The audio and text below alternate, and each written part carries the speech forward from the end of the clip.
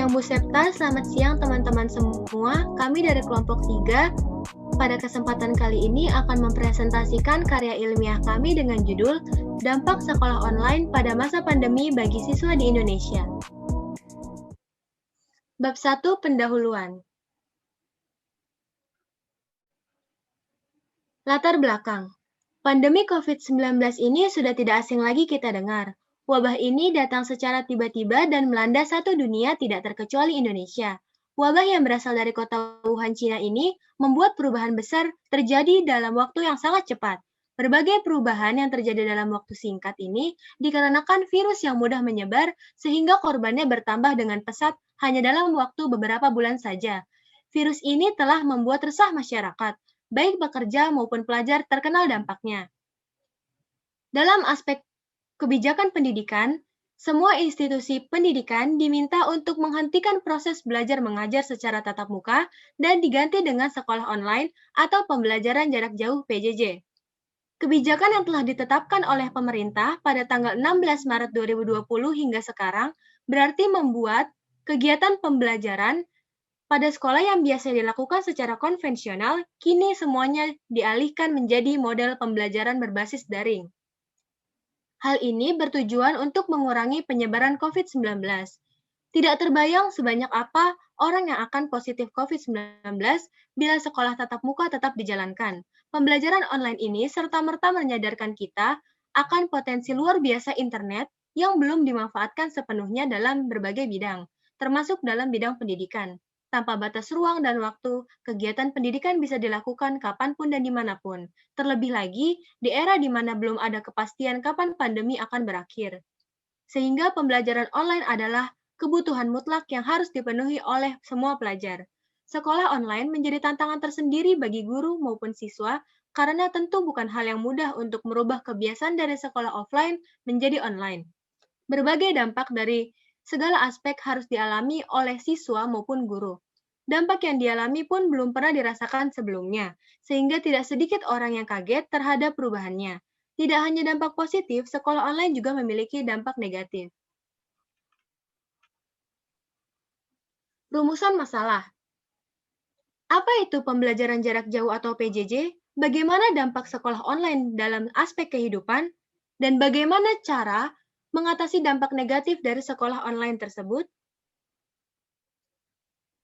Tujuan dan manfaat penelitian. Yang pertama, untuk melihat efektivitas pembelajaran jarak jauh bagi siswa di masa pandemi. Kedua, untuk mengetahui dan memperluas pengetahuan tentang dampak sekolah online pada masa pandemi bagi siswa. Ketiga, untuk melihat efek yang timbul dalam diri siswa atau siswi. Keempat, untuk melihat kelebihan dan kekurangan pembelajaran jarak jauh di berbagai aspek. Manfaatnya agar dapat memahami dengan baik dampak sekolah online. Presentasi selanjutnya akan diteruskan oleh Stephen Tanjung. Kajian pustaka. Yang pertama, pembelajaran jarak jauh dilakukan dengan tujuan agar tidak terjadi sektor-sektor baru COVID-19 dan untuk memutus rantai penyebarannya. Yang kedua, definisi pembelajaran jarak jauh atau PJJ menurut para ahli, yaitu dari Dohmen, McKenzie, Frenchlau, dan Moore. Tetapi dapat kita simpulkan bahwa PJJ itu sebuah pembelajaran yang menggunakan basis teknologi web dan internet yang bertujuan untuk memberikan pengalaman baru kepada siswa. Yang ketiga, pembelajaran jarak jauh sebagai keseluruhan proses pendidikan dan pelatihannya bersifat terpadu. Lalu kita lanjut yang keempat, yaitu pembelajaran dilaksanakan dalam bentuk pengajaran modular. Pembelajaran yang dimaksud dalam modular ini, itu menggariskan tujuan instruksional yang akan dicapai, topik yang akan dijadikan materi dalam pembelajarannya, pokok-pokok materi yang akan diberikan, kedudukan dan fungsi modul, dan dalam kesatuan program yang luas, serta ada peranannya guru dalam membimbing anak-anaknya. Lalu ke yang 5, ada program pembelajaran jarak jauh diselenggarakan dalam jangka satuan waktu tertentu. Artinya, bagi para peserta sesuai dengan bidang pekerjaannya, seperti pengelola, program, widya isara, dan lain-lain, harus dapat mengendalikannya. Lalu yang keenam, kita ada proses pembelajaran jarak jauh didukung oleh penggunaan media pembelajaran yang tepat. Media pembelajaran yang tepat itu seperti dapat merangsang pikiran, perasaan, dan juga kemauan peserta didik sehingga dapat mendorong terciptanya proses belajar pada dirinya.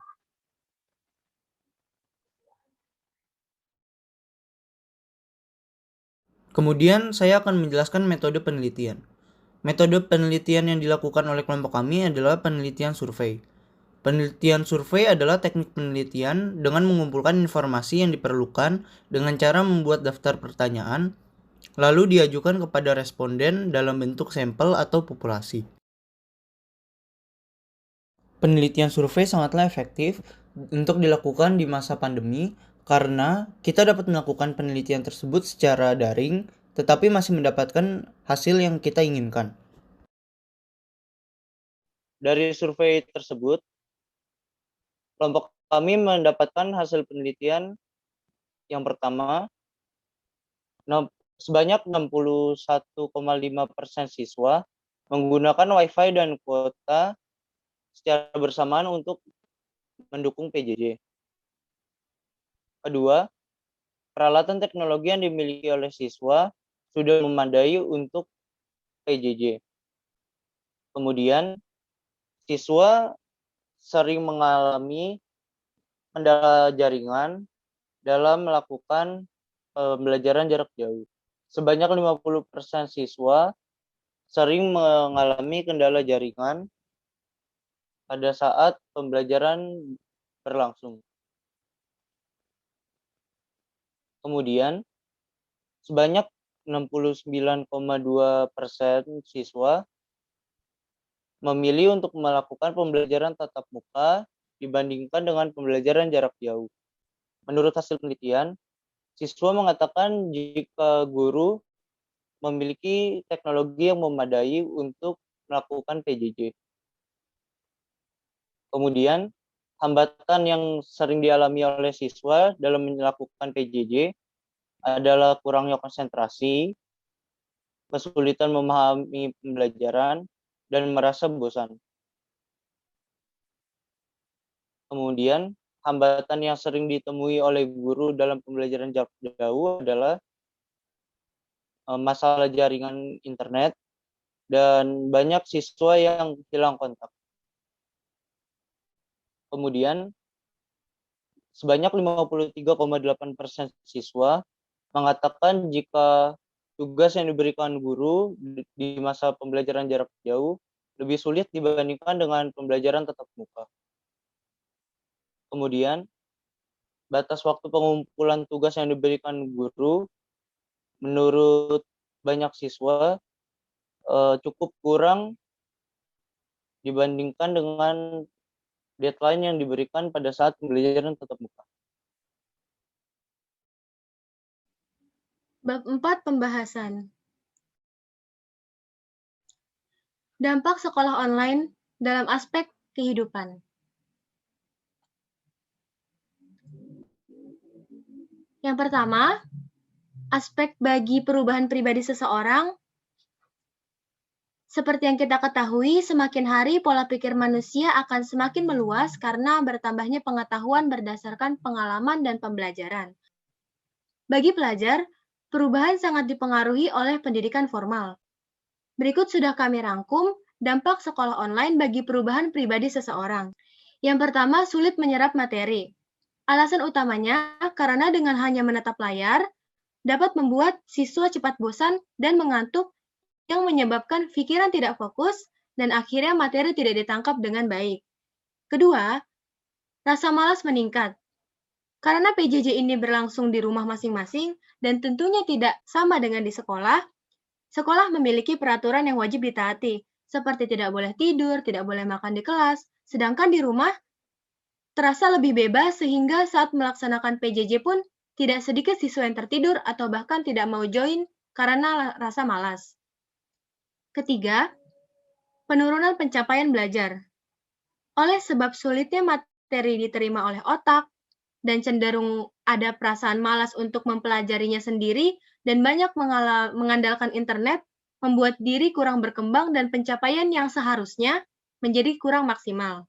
Terakhir, tekanan pada diri sendiri. Sangat tidak mudah untuk melakukan segalanya secara individu. Tidak dapat berkomunikasi dengan teman-teman sekolah secara leluasa, tidak dapat bebas bertanya tentang sesuatu tugas atau materi kepada guru, sulit untuk berekreasi, belum lagi kewajiban di rumah yang harus dipenuhi. Semua itu tentu menjadi beban yang cukup berat untuk masing-masing orang, terutama pelajar. Dengan begitu, maka dapat memicu perasaan pasrah atau hanya mengikuti waktu saja tanpa adanya semangat yang membara. Di samping dampak negatif, ada pula dampak positif dari sekolah online. Sebagai berikut, yang pertama, dapat memperoleh informasi dari berbagai sumber. Segala yang diakses pada masa PJJ ini menggunakan internet. Cakupan internet sangatlah luas, tidak hanya sebatas Indonesia. Kita juga bisa mengakses web dari seluruh dunia. Hal ini tentu sangat bermanfaat karena kita dapat memperoleh berbagai macam informasi. Siswa dapat mempelajari banyak hal dari internet, tidak terkecuali materi sekolah. Penulisnya pun beragam, mulai dari orang-orang berprofesi khusus di bidangnya sampai pelajar-pelajar juga dapat membuat blog di Google. Kedua, meningkatkan kreativitas dan kebebasan dalam berkarya. Berbagai sumber dapat ditemui menggunakan internet sehingga siswa dapat melihat lebih luas tentang segala sesuatu. Hal ini membuat siswa akan berlatih berpikir bebas dan terbuka, apalagi pada saat PJJ, siswa tidak dapat bertemu dengan teman-teman. Yang ketiga, meningkatkan kemandirian. Sekolah online dilaksanakan di rumah masing-masing yang membuat setiap orang tidak boleh ketergantungan dengan orang lain. Secara tidak langsung, PJJ menuntun pelajar untuk lebih mandiri dan percaya diri. Yang kedua adalah dari aspek teknologi. Teknologi adalah salah satu unsur penting yang harus dimiliki oleh siswa dan guru untuk dapat mengikuti pembelajaran jarak jauh. Teknologi sangatlah penting karena tanpa adanya teknologi yang memadai, siswa tidak akan mengikuti pembelajaran jarak jauh dengan maksimal. Sekolah online membawa dampak dalam bidang teknologi, baik dalam dampak positif maupun dampak negatif. Dampak positif yang terjadi di bidang teknologi adalah yang pertama penurunan angka gaptek atau gagap teknologi. Hal ini dikarenakan para siswa mau tidak mau harus mempelajari teknologi yang disediakan untuk dapat mengikuti pembelajaran jarak jauh. Yang kedua adalah pemerataan pemakaian teknologi. Hal ini merupakan dampak yang sangat positif karena para siswa yang tadinya tidak pernah memegang teknologi dapat memegang teknologi. Hal ini tentunya dibantu oleh pemerintah dalam rangka memberikan kuota gratis atau meminjamkan gawai kepada murid-muridnya yang tidak mampu membeli atau memakai gawai. Tetapi walaupun begitu, pembelajaran jarak jauh yang diterapkan di Indonesia masih belum optimal. Hal ini dikarenakan banyaknya masalah yang terjadi di segala bidang, terutama dalam bidang teknologi. Dampak-dampak yang terjadi di bidang teknologi adalah seperti pertama, gawai yang tidak sepadan. Hal ini dikarenakan banyaknya gawai yang tidak support kepada aplikasi tertentu dan juga banyaknya gawai yang malfungsi seperti kamera yang tidak bisa menyala, mic yang tidak dapat menerima suara, ataupun speaker yang tidak dapat mengeluarkan suara. Yang kedua, internet yang masih belum stabil. Banyak murid dan guru yang seringkali terputus jaringannya karena masalah internet.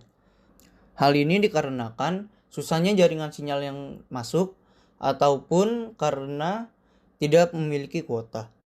Yang ketiga adalah pemakaian gawai yang berlebihan.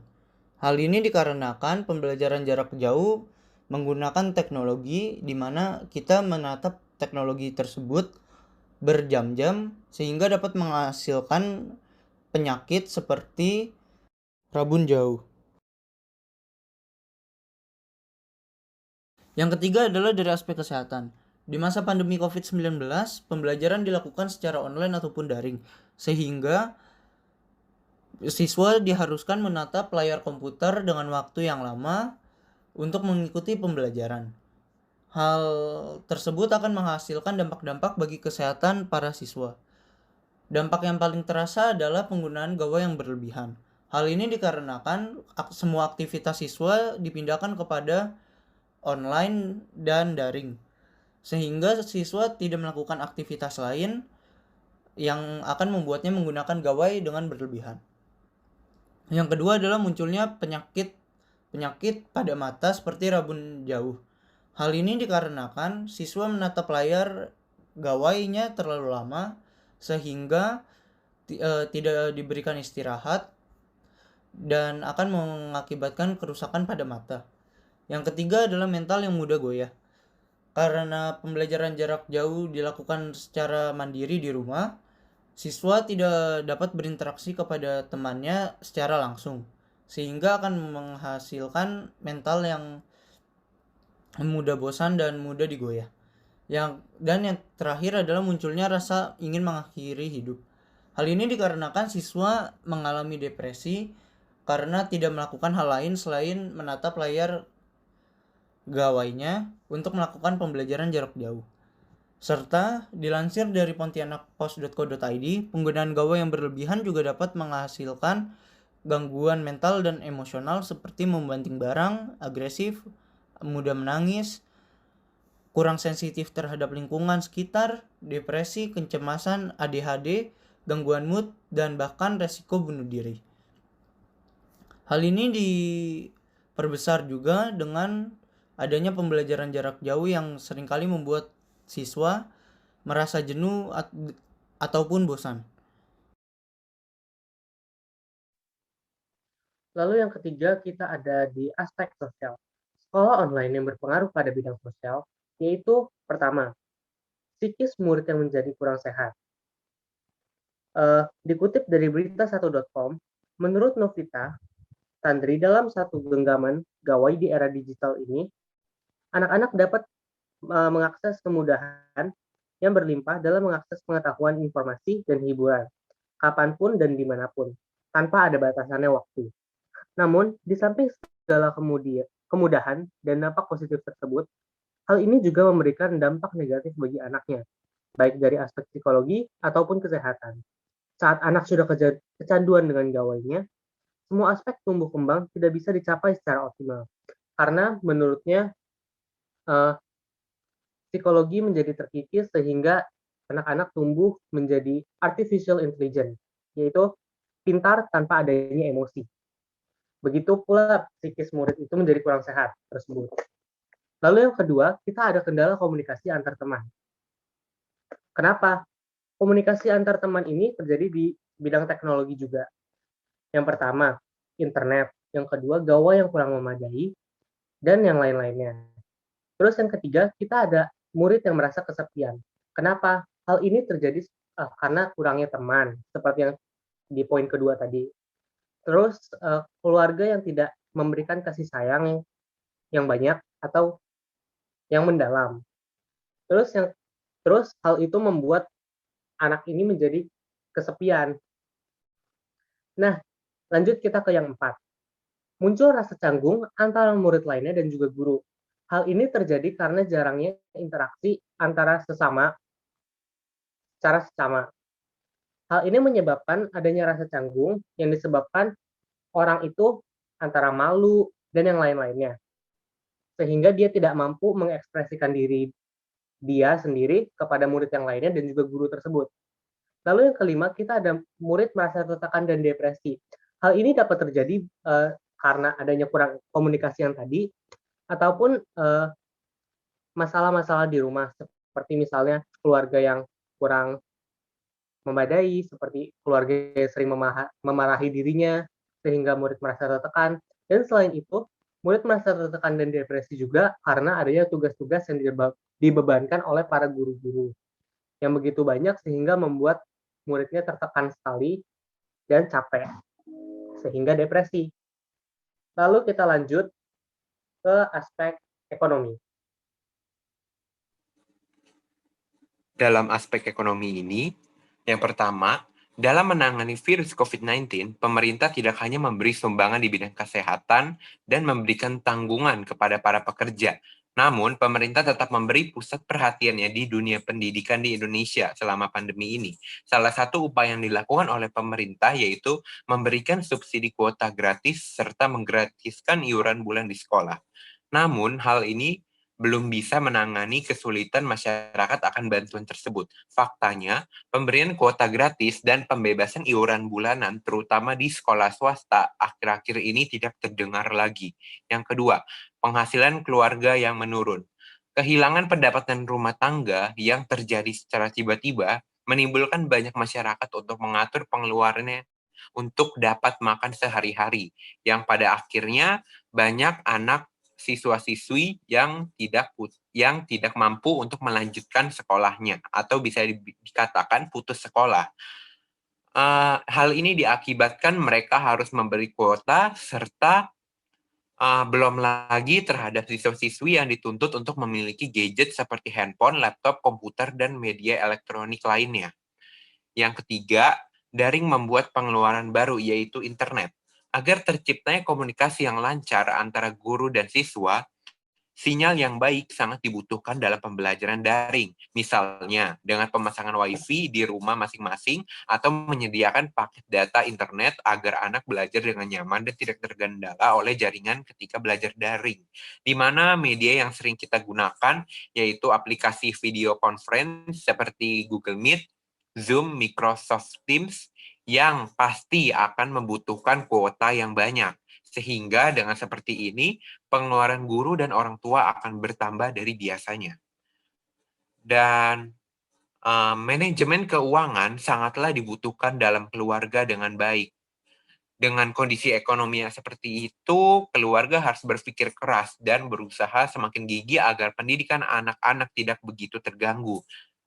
Dampak pandemi COVID-19 yang begitu luas, maka pemerintah dan semua pihak terus bersinergi untuk menekan lanjutannya dampak tersebut. Adapun solusi yang ditawarkan terkait dengan masalah di atas adalah sebagai berikut. Yang pertama, pendataan masyarakat untuk mendapatkan bantuan. Pendataan ini bertujuan agar baik siswa maupun guru dapat terbantu oleh pemerintah dalam memenuhi kekurangan pada saat PJJ, seperti bantuan berupa buku pelajaran dan memberikan tambahan gaji kepada guru agar para guru lebih bersemangat atau mempermudah para murid untuk pembelajaran, seperti membeli akses VIP Zoom atau menggunakan aplikasi bayaran lainnya.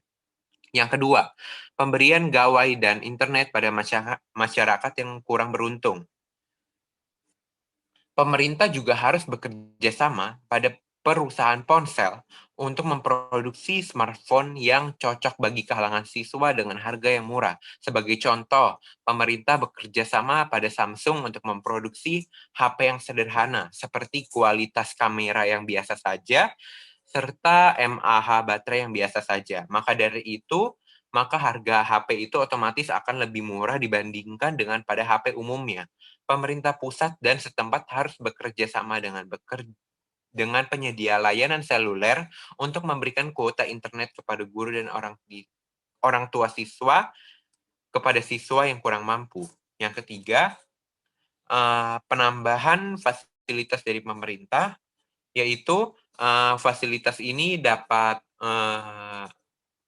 penambahan fasilitas dari pemerintah yaitu dengan cara pemerintah memberikan fasilitas kuota internet kepada guru dan orang tua siswa yang kurang mampu.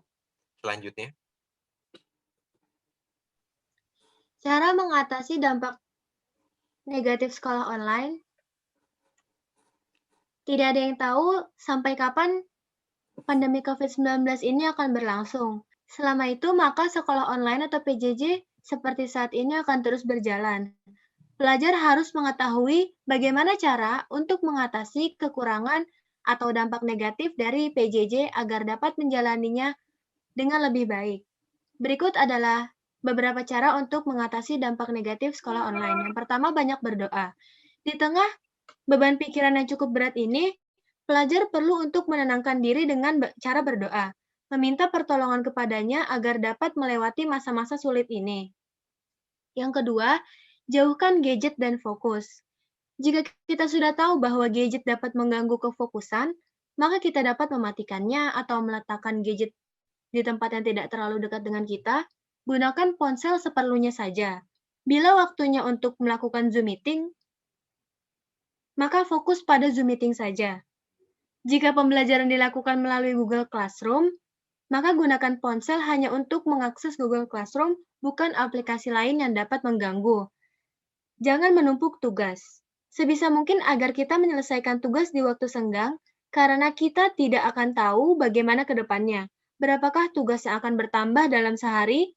Jangan terlena dengan deadline yang panjang, karena waktu akan terasa berjalan lebih cepat bila kita bersantai. Selanjutnya, berpikir positif dan tetap optimis. Tanamkan segala sesuatu yang baik dalam diri, berpikir positif dan memiliki keoptimisan untuk bisa terus maju, sehingga memperkecil celah untuk kita merasa jatuh dan menyerah terhadap keadaan. Selanjutnya, kesimpulan dan saran. Kesimpulan yang dapat kita ambil dari presentasi ini yaitu yang pertama, menguatkan statement bahwa pendidikan tidak hanya kita raih di sekolah namun dimanapun. Statement ini berhubungan dengan apapun kondisi kita seperti tua, muda, maupun situasi negara yang sedang berperang maupun aman-aman saja. Pendidikan tersebut dapat kita raih pada situasi manapun. Yang kedua, dampak negatif ini menyerang dalam berbagai aspek seperti aspek pertumbuhan pribadi, aspek teknologi, komunikasi, sosial, ekonomi, dan lain-lain. Di mana aspek pertumbuhan pribadi dapat kita lihat dari kita yang sulit menyerap materi, rasa malas, dan tekanan batin. Yang kedua, aspek teknologi, adanya hambatan bagi murid maupun guru dalam memenuhi PJJ, seperti tidak memiliki handphone maupun memori HP atau laptop yang sudah penuh. Yang ketiga, aspek kesehatan, tentang penyakit yang bersangkutan dengan mata seperti rabun jauh dikarenakan kita terlalu lama menghadap ke layar handphone maupun laptop. Yang keempat, aspek sosial, yaitu rasanya yang kurang dekat antara teman dan juga kepada guru sehingga membuat komunikasi semakin malu dan juga canggung. Yang terakhir, aspek ekonomi, dengan banyaknya penghasilan dari orang tua murid yang berkurang, banyaknya juga anak yang putus sekolah. Dan yang ketiga, kesimpulan yang dapat kita ambil, itu kemandirian belajar dan mendorong mahasiswa untuk lebih aktif dalam pembelajaran. Yang terakhir, interaksi dalam pembelajaran online memiliki batasan, sehingga tidak memungkinkan para guru untuk memantau secara langsung aktivitas siswa-siswi selama pembelajaran. Namun, itu balik sendiri pada diri kita sendiri, bagaimana masalah atau hambatan itu yang harus kita pegang dan cari jalan keluarnya dengan sebaik mungkin. Next. Selanjutnya, saran. Pemerintah dalam mendukung pendidikan di Indonesia harus sangat diperhatikan dan harus selalu ditangani, sebab generasi muda adalah generasi yang akan melanjutkan sebagai pemimpin negara Indonesia. Namun, bukan hanya peran pemerintah yang dibutuhkan, namun pemerintah orang tua pun juga sangat dibutuhkan, di mana orang tua harus memberi perhatian atau pengawasan khusus kepada anaknya selama PJJ, dan peran orang tua sebagai melengkapi kebutuhan pembelajarannya. Kemudian, ini merupakan daftar pustaka kami.